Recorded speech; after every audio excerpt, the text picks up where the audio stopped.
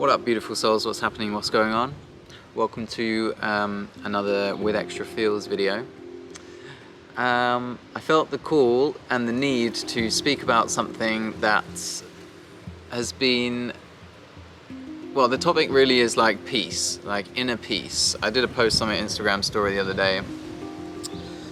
I was feeling very, very peaceful in the morning, checking my phone, and it reminded me of some other spiritual meme that I'd seen somewhere that says, inner peace is the new success, right? So inner peace, like calmness. And what is calmness? It's the absence, I suppose it's the feeling of love, which is the absence of judgment, or the absence of the feeling of fear or anxiety about stuff that's happening or might happen in the future that we have no control over, or the absence of the feeling of guilt or sadness or anger around being caught in our minds about something that's happened to us in the past. So ultimately it's like being in the present moment. We're not lost in our mind that's pulling us out of the present moment into the future or the past. We're right here, right now, and we are swimming in the peaceful, ever-present, metaphysical soup of this existence in the present moment. The only thing that is real is the eternal now, right now. Like, we assume that the future will arrive, but when it does, it's now. And we assume that the past is something that has happened, which is the now that is not here anymore. But those things are, like, we can theorize about those things around the concept of linear time, but ultimately peace is found in the present moment, right here. Pa! And so I'm feeling very peaceful. I have a Labrador. You guys, look at this. This is a doggo that knows all about the present moment. Cody. Cody! He's cutie. Okay, I'm gonna have to, I'm trying to make a video, bro. I'm trying to make a video. No. Yeah. Oh, scratchy, yeah. Yeah, you just want love. Okay. Okay, that's enough. I'm gonna make the video now. Sorry. Okay, so peace is found in the present moment. The absence of judgment. The absence of anxiety or fear around the future or concern around the past. So I'm feeling very peaceful, and I'm putting my Instagram story out because I'm flexing my fucking success of finding peace. And I'm like, yeah, this is the ultimate flex, actually, especially in these times. Because it's fucking hard to be a human right now. Like, what the fuck is going on? Like, there's so much chaos. And so if you find yourself in a peaceful space of calmness, you're like, oh my God, this is actually this is the fucking jam. Like, this is where I want to be spending my time, because this is unusual. Like, wow, to find peace in these times is like, well, it's a privilege, yes, definitely.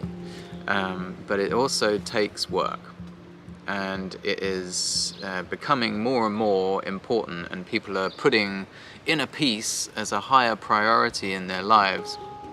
I'm very lucky that, like, I've been on this mindfulness journey for 3 years ago. 3 years ago it was where I came off my motorcycle, and you see the scar there where I had my surgery, and that was basically the universe being like, we're gonna fucking prevent you from going any further down this ego bullshit journey that you're on right now, and we're gonna teach you about yourself. You're gonna have to learn about yourself. You're gonna have to learn about mental health. I was having panic attacks every single day. I was depressed. I was realizing that I was depressed. That was making me even more depressed, and at a time when, like, my whole life was falling apart, and I needed to be present to tend to the chaos in my life.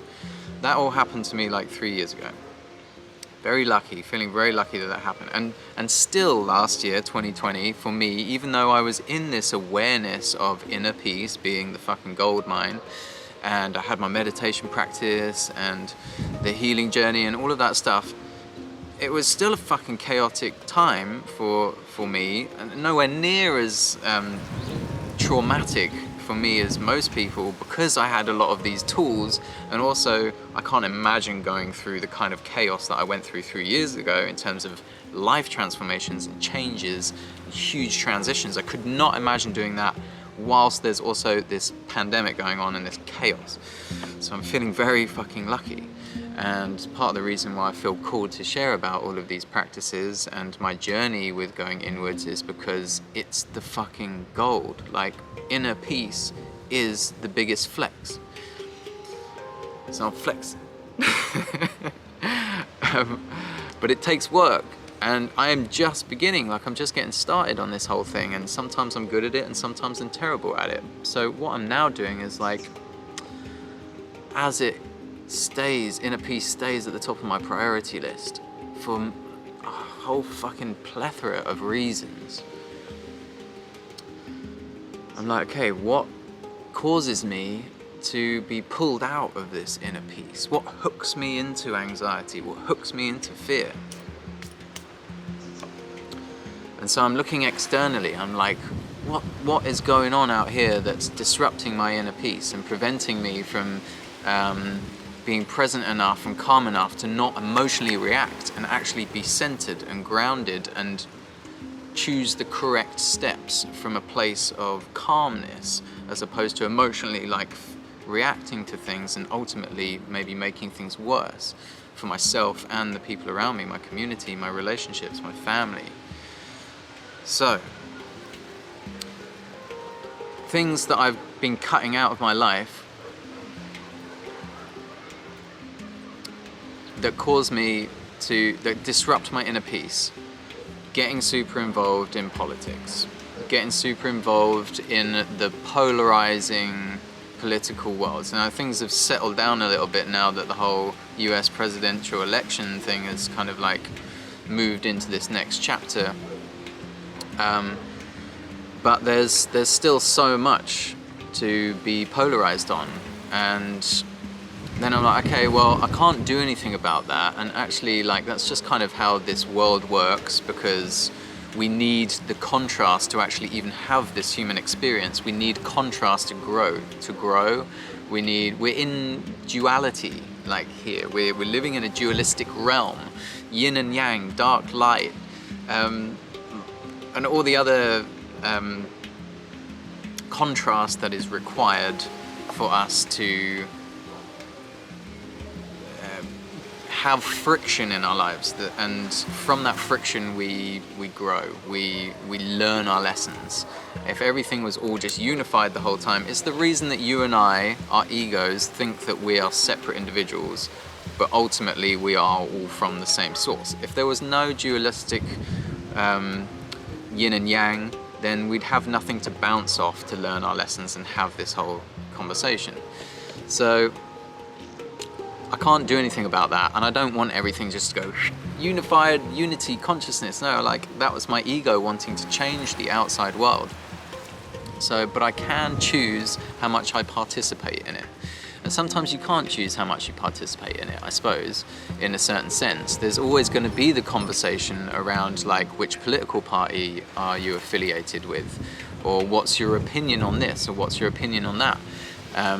Because people want to find their community, and it's stuff like the conspiracy theories is a massive one for me. Last year especially, when this whole pandemic hit, the rebellious, like, anarchist inside of me was just like, oh, it's a pandemic, and the adrenochrome, and, like, I didn't go too far down the rabbit hole with these things. Luckily I didn't have Wi-Fi in the flat, so I was paying a shit ton of money every time I wanted to watch a YouTube video, otherwise I would have been lost. But I love to go down into those rabbit holes and, like, find the truth. What is the truth?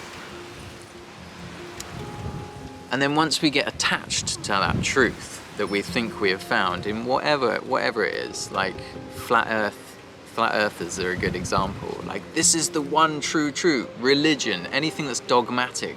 Vegans often as well, like any isms. We find that one truth, and this is the only truth, and my God is the only God, and I'm here to convince you otherwise, and I'm going to find out who your God is, and if it's not the same as mine, then I'm going to try and convert you, or I'm just going to put more distance between us because there's too much different. We're not going to be able to get on here. So the problem with that is, and this is speaking from my own experience, is my ego's desire and need to be right. I'm right, you're wrong. I know the truth. I've watched that video about QAnon. I know what's going on behind the scenes. I'm based. I have information that you don't have. And certainly there are different levels of awareness around what is going on in our world, but with the absolute abundance of information out there, most of which is being fed to us specifically to make us feel a certain way, to help manipulate and control our behavior, it's really easy to find ourselves saying, I'm right and you're wrong. And then as soon as we find someone who doesn't agree with what we believe to be right, the ego is like, ooh, and that rocks the fuck out of my peace, my centeredness. Or it can do anyway if we're not aware, or staying on top of like how we're feeling around conversations that are difficult to have, and emotionally charged topics which are everywhere at the moment. It's like vaccines, no vaccines, masks, no masks, lockdown, no lockdown. Are the people in charge of us actually giving a fuck about us? Can we even trust science? Where's that science coming from? There's so much to be getting emotionally charged about and very opinionated on. And the ego wants to find the truth and hold on to it, and because the ego needs to know something to feel safe. Now, when we become aware of the ego's need and what the ego even is the ego is a construct of the identity that we formulate around who we think we are. The ego needs, wants, and loves to be right. So if we can take a step back, and when we come into a conversation with someone maybe who has different opinions or different truths or beliefs to our truths and beliefs, the most peaceful thing to do is to remove the need to be right. It took me 13 minutes to get to my point. Remove the need to be right. Super easy. You don't need to get in an argument with someone to prove to them that you're right. No matter how seemingly ridiculous the other person's opposing views and beliefs are, you can find the middle way. And the middle way is very peaceful. Very, very peaceful. And that's not to say that you shouldn't share your opinions on things, especially when asked, but to allow other people to believe they're right and to not be so angry and forceful over your truth, no matter how true you think it is, that is the most peaceful way to move forward. So if we're looking for ways to stay centered, to stay grounded, and to not emotionally react to things, which there are so many things that we could potentially emotionally react to, triggers out there. Triggers are beautiful. They're another invitation for us to come back to ourselves. They're an invitation, something that shows us another aspect of ourselves that we haven't come into full peace with, or maybe an aspect of our external world that we haven't fully made peace with, which is a reflection of our internal world that we haven't made peace with. And to just say, you know what? Maybe you're right. Maybe you're right. Maybe this conspiracy theory that you are holding so true and believing in so much is right. Maybe you're right that maybe you've also just watched a bunch of YouTube videos like I did, and then decided that, like, oh my god, like, whole thing is flipped, and what you think is actually the complete opposite. Maybe you're right. I guess time will tell. But it's not worth losing our centered groundedness to prove to someone that we are right about things. And that's something that I've had to learn the hard way over and over and over again. So now if I find myself maybe in a conversation with someone who has completely opposing views to me around the benefits of plant medicine, and maybe this person is like, has had a really bad experience with plant medicine or drugs, or knows someone who had a really bad experience and never came back, or whatever their story is that has brought up the fear, and they are not changing their mind. It doesn't matter. It's also not your job, it's not my job, to change someone's mind about things. It's the ego that wants to be the person to change someone's mind. Now, if that person is saying, "That's so interesting, thank you for sharing your opinion on that. I'd love to hear more about why your opinion is different to mine, because I am open-minded enough to consider that my truth might not be the only truth," then we can have a conversation about stuff, and both parties will be calm, both parties will be respecting each other, and both parties will actually learn something and connect more deeply, learn about each other, about why and how they've come to the truths that and the beliefs that they've come to. And that is going to be so necessary collectively and individually as we move through all the craziness and the chaos that we will be continuing, no doubt, to move through for many years, probably. Who knows? Who fucking knows? So yeah, the new flex, the ultimate success in my eyes, is to remain calm and to not need to be right about things. So I'm going to wrap it up and keep this under 20 minutes. Thank you for tuning in for this with Extra Feels. And just so you know, like, I was down those conspiracy theory holes, and I still enjoy a conspiracy, and I still want to find out the truths about things, but not to the extent where I'm going to be losing my peace, my inner peace around things. So yeah, I hope that was helpful to some of you guys in some sense. Yeah, I hope you're also feeling peace. And if you're sitting wondering, like, how do I find peace in these crazy times? Go inward. Go inward. Meditate. How do I meditate? Fucking Google it. Like, there's so much information out there. There are loads of online courses around meditation. Do yoga, have your cold showers, jump in a cold body of water, spend time in nature to clear your mind and come back to that inner peace. And maybe that's not working, because maybe you also haven't yet realized or come to the realization or the understanding that there's a lot of grieving that is involved in finding a peaceful, centered state of being. And you can grieve anything and everything. The loss of a human is an obvious one, someone in your life that you've loved. You can grieve even the loss of a career that you'd committed so much time to, and last year that just got devastated.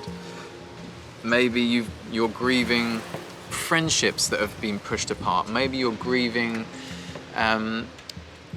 family members that have died from this pandemic. Maybe there's all sorts of anything that you can feel that you need to grieve from, to let go. You gotta feel it. Give yourself time and permission, especially men, especially my brothers, because we are not taught this shit, and it is fucking important. We need to feel it to heal it, and that will make space for something new to come in. If there's something that's triggering you, that is causing you to feel sad or feel angry, fucking feel those feelings. Do yourself and everybody around you a favor and allow yourself to feel and grieve and move on from, because emotions are energy in motion. They want to flow, and if you don't let them flow and you just bottle them up and hold on to them, you're carrying that around, and it's going to come out at some point, and it's also maybe going to pull you back into the past or pull you into the future with anxiety and away from that peaceful present moment. I went on a bit of a detour there. But yeah, my invitation to you is to go inward and meditate. Learn it. Learn about yourself. Learn about your triggers. Have thanks and gratitude for those triggers, because they are highlighting areas of growth for you.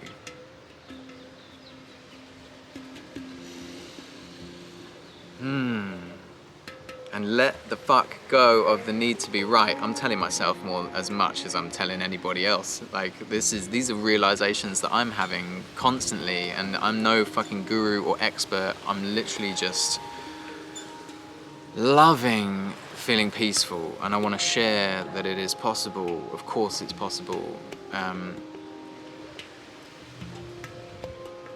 Even in these batshit crazy times, the weirdest times, seemingly the weirdest times. But yeah. And if you are feeling sad, if you are feeling depressed, just keep going. Keep going. We need you here. It's super fucking important that you stay with us. Things are improving. Things will improve. Give yourself permission to feel sad, to feel depressed. Own up to that. Have those conversations, those deep conversations with someone that can hold that kind of space for you. Talk about it. Ask someone, how are you? And not just like, oh yeah, I'm cool and a little bit pissed off because like I haven't been to see any music concerts recently. No. How actually are you? Because I'm feeling pretty fucking depressed and sad and anxious. Open up that depth of conversation. And if the people that you're trying to connect that deeply with can't hold that kind of space or aren't interested in connecting with you that deeply, find others.